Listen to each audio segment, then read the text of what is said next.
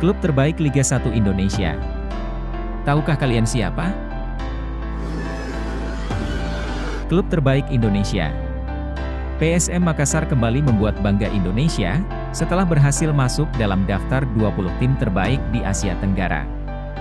Hal itu sesuai data yang dirilis website peringkat klub sepak bola terbaik dunia Opta Analyst. Diketahui, juara bertahan Liga 1 Indonesia itu menempati posisi ke-19 dengan mendapat rating 61,1.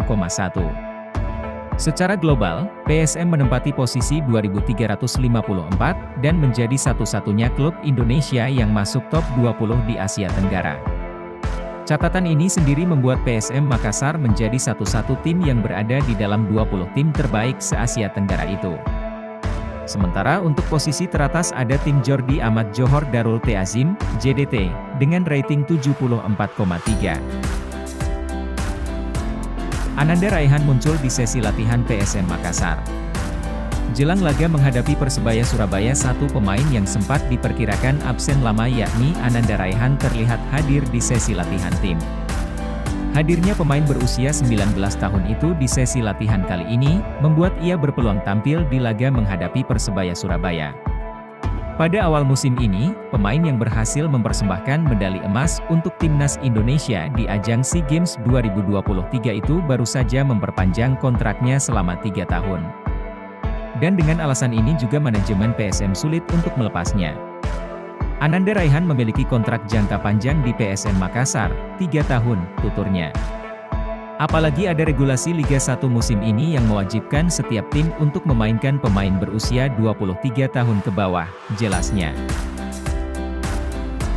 7 pemain belum dapat menit bermain di PSM Makassar termasuk 3 bek baru seharga 4 miliar rupiah. Tercatat ada 7 pemain PSM Makassar yang belum mendapat menit bermain dari 8 pertandingan yang sudah dilakoni. Bahkan dari 7 pemain tersebut, 3 diantaranya merupakan rekrutan baru PSM Makassar musim ini. Adapun 7 pemain yang belum berkesempatan tampil membela PSM Makassar yakni Raka Okta dan Syamil Bahij untuk posisi kiper. Lalu Kaik Linares, Sultan Zaki, Sandi Ferizal, Dava Salman dan Egard Amping untuk posisi bek.